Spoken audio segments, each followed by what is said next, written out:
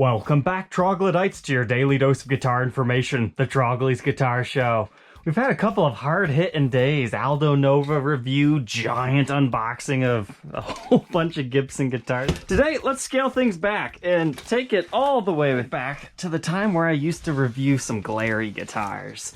Today, we unbox and review the highest-end Glarry guitar. So normally these things are like, what, anywhere between 60 to like 90 bucks? This bad boy is 120 bucks. So I'm curious to see what happens when you nearly double your budget for a Glarry guitar. But not only that, we actually get to check out Glarry Hardshell cases. I had them send me one of those. Because those things on their website, they're like 66 bucks, and that's a great value for a hardshell case. So I was always curious if they were actually any good or not. And just so you guys know, this is a 100% sponsored episode. I was paid to make this episode. I was given these guitars for free, but that does not affect the way that I judge these things. I mean, I've told you guys, some Glarry guitars, they're really great for the money. Like, I love their S-types, not so much the freaky guitars, but I'm not really into the metal guy type stuff. But it looks like this is their high-end guitar that we need to look at real quick first here. So it looks like we get the same really basic gig bag. I mean, it's nothing to get excited about. It's just a very thin film. It'll keep some dust off, but that's really all it's good for, in my opinion.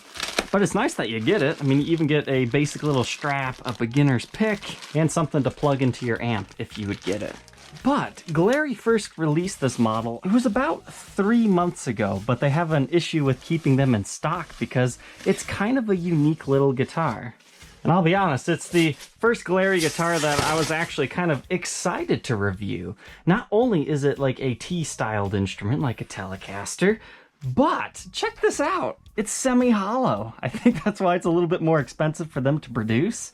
But I had them send me the blue version because I just thought it was really cool. They also have a burley wood, which is kind of like a natural color if you're into that, as well as a red and yellow. And if you just happen to be watching this on the day that this video was released, there is a super secret sale for Black Friday, so you can check out the affiliate link in the description if you're interested in purchasing one of these or any of other Glarry's products.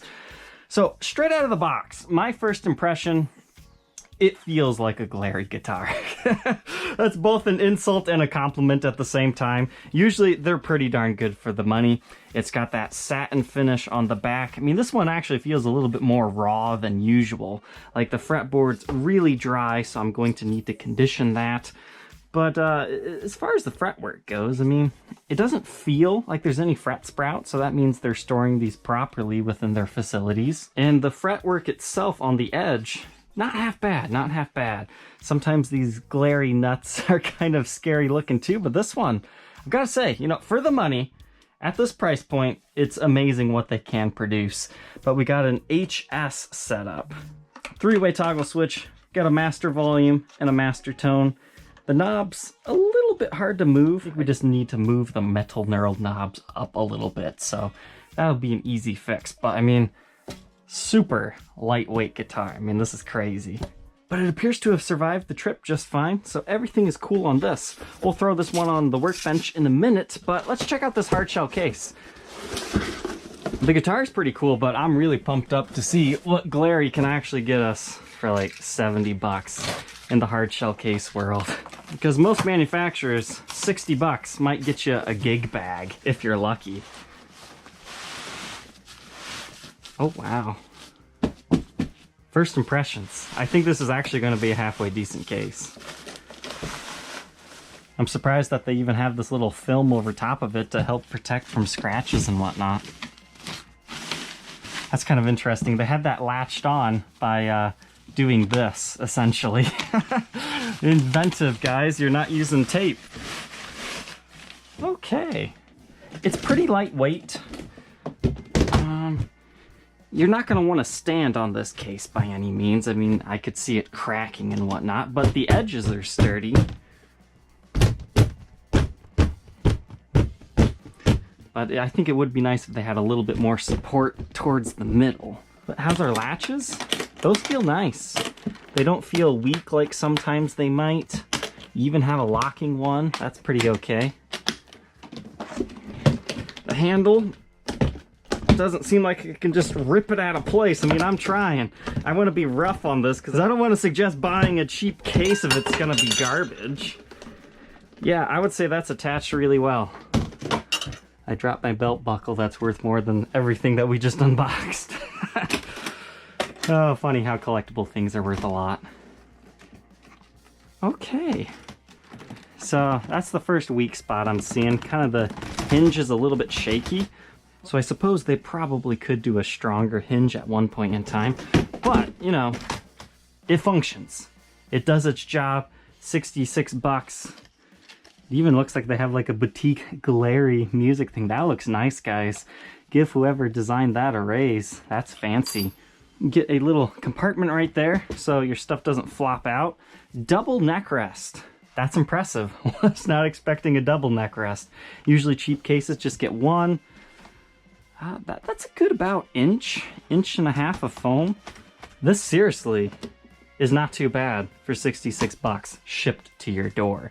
Now, if you got a little bit more money and you're not as, you know, budget conscious, I think if you double your price, you can probably get a better Gator hardshell case or a TKL or something. But as far as budget cases go, I think this thing's pretty nice. But how's our fit? Ooh. Glarry, Glarry, Glarry. Nice. That's all I've got to say. I mean, this is meant to be like a multi-guitar case. It's not just for this particular guitar. But the T-Style actually fits incredibly well. Like, you actually have to compress the foam.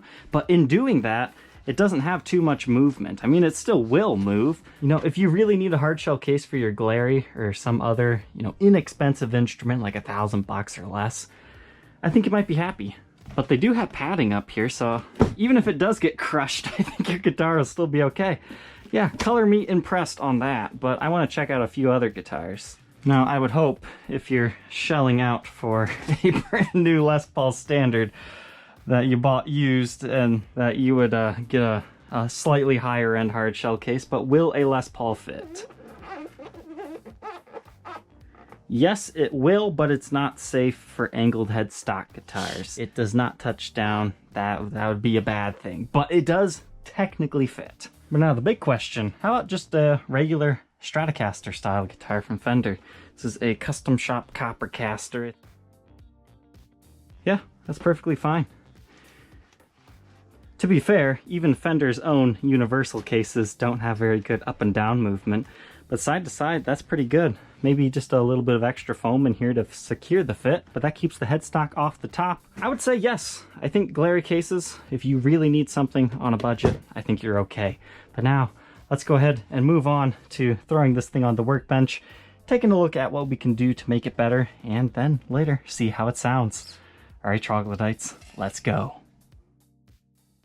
Now, to be completely fair to Glarry, I do this with all my guitars, but what you want to do to get the most out of your Glarry instrument, change the strings right away, polish the frets, condition the fretboard, and just give it a nice little cleanup.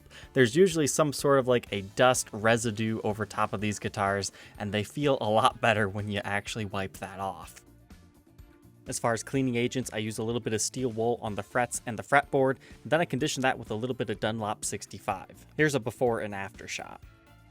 And any type of regular pump guitar polish. You don't need anything fancy. It might cost you an additional $10 to get this stuff, and you'll get a much better playing guitar out of it. And if you don't know how to do this stuff, it is not hard. Don't be scared. Pull up a YouTube video and learn.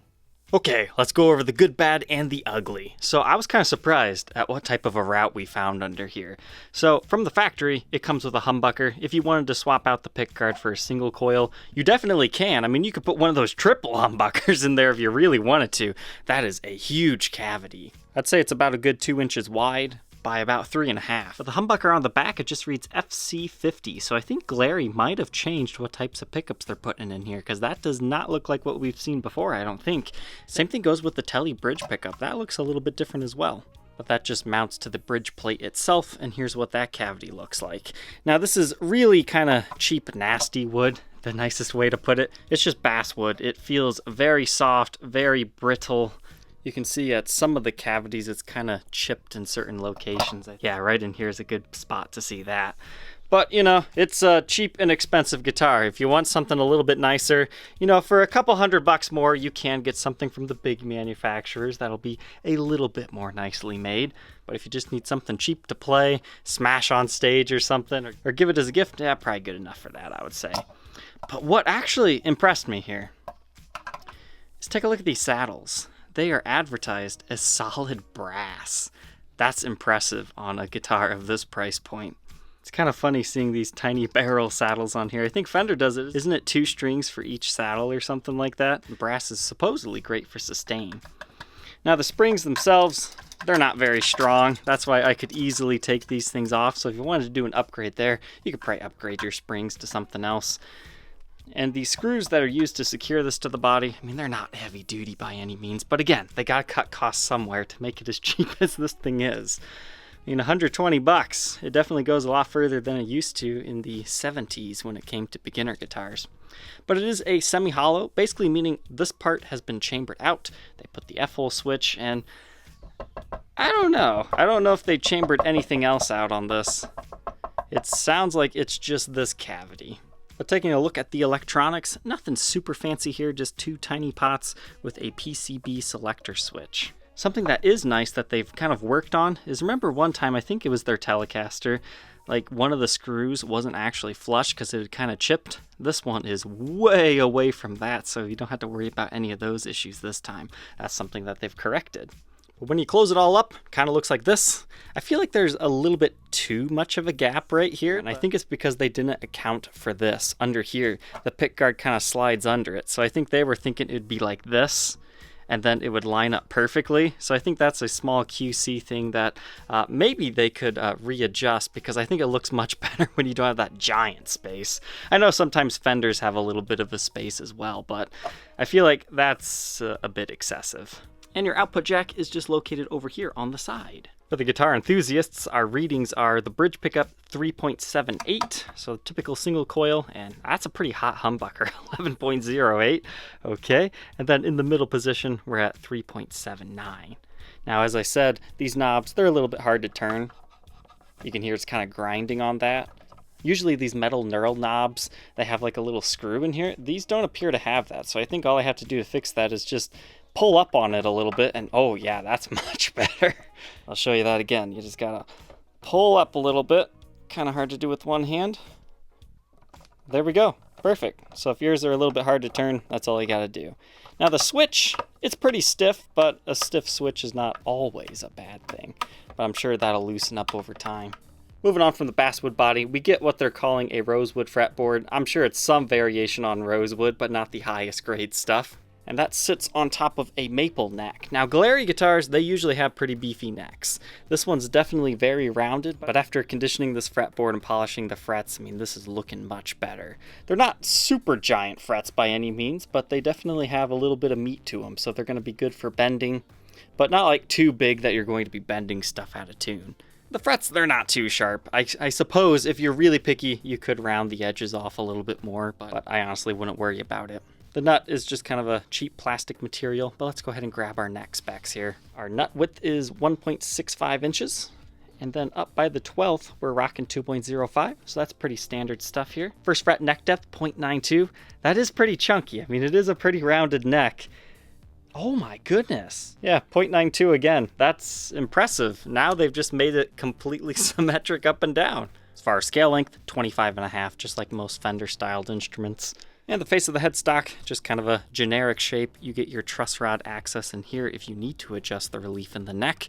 And the tuners, I mean, they're okay. Not the best tuners in the world. Definitely tighten those guys up and lubricate your nut, and you should be good to go though. The only other small thing that I saw is you can see some defects in the pickguard where when they were routing it, it kind of rounded off a corner in a few locations.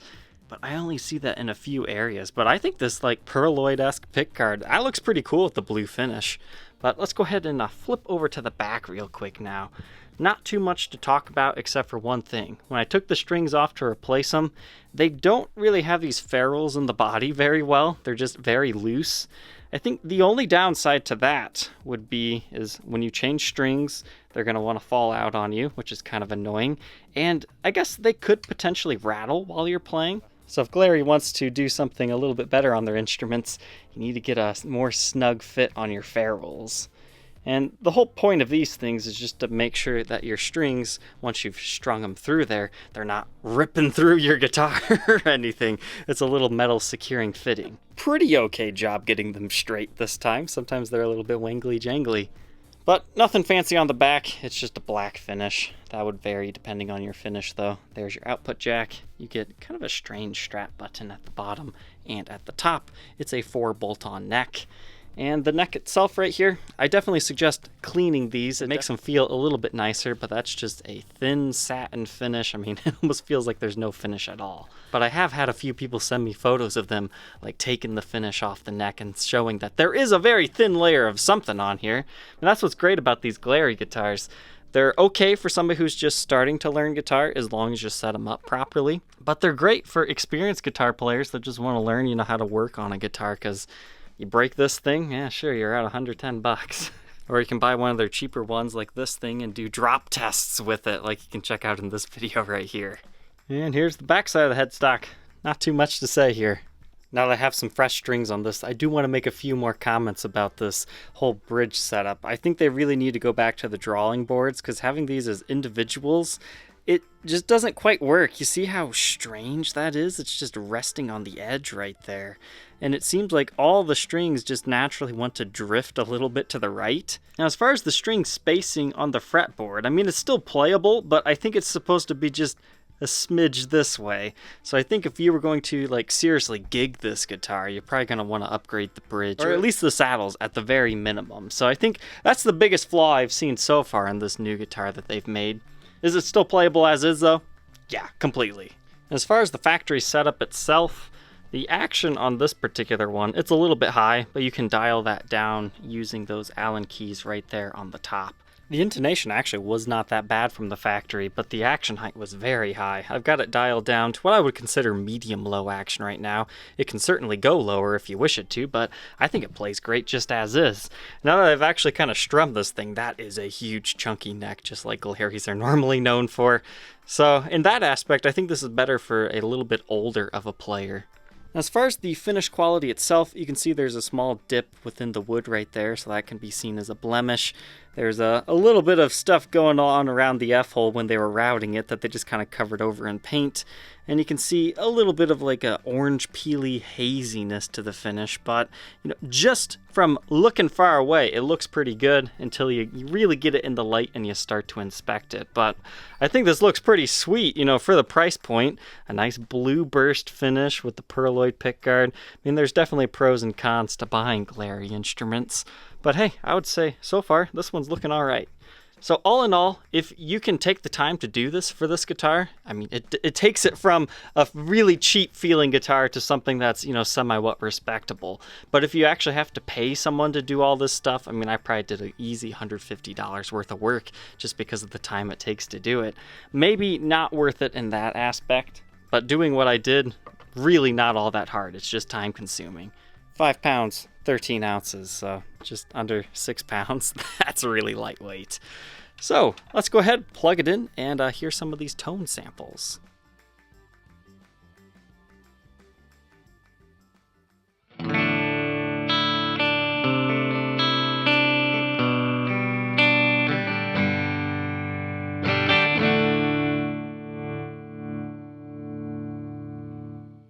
Okay, so first off, this guitar, it's a little bit lightweight in the body, so it wants to sit perpendicular to you, so it's a little bit neck heavy. So let's go ahead and run through these tones. That was just the middle position that you heard, kind of nice and chimey.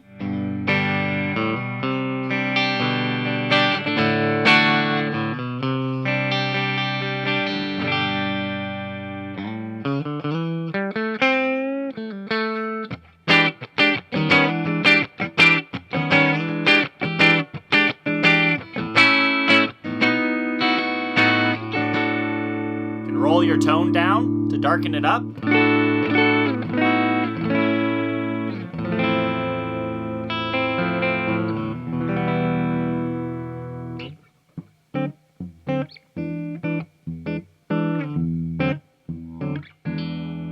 Now let's go ahead and check out just the neck.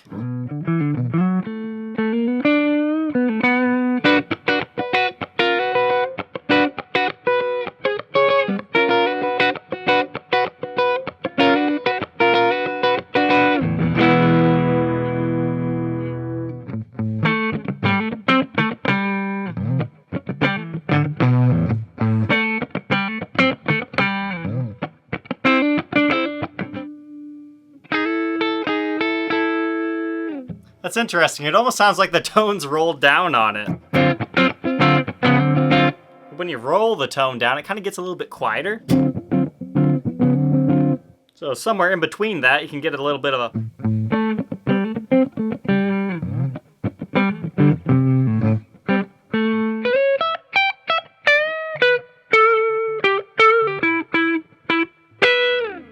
Now let's switch over to the bridge pickup. It should be hot and spanky.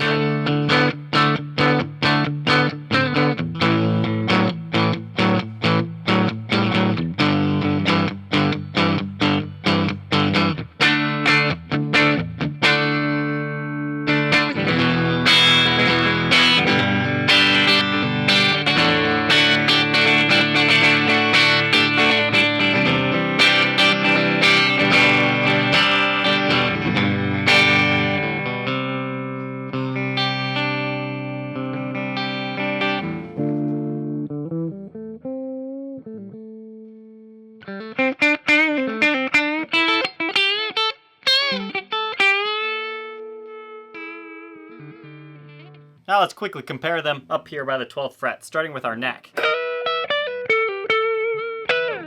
Middle. Bridge.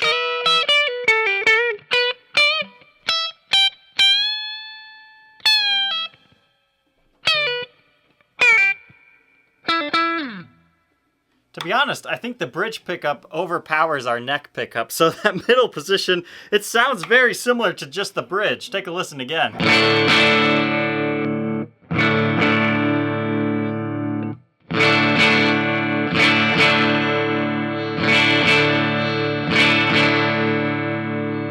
So maybe that's something Glarry can work on. This bridge pickup just kind of overpowers our neck. Let's go ahead and switch over to some distortion tones.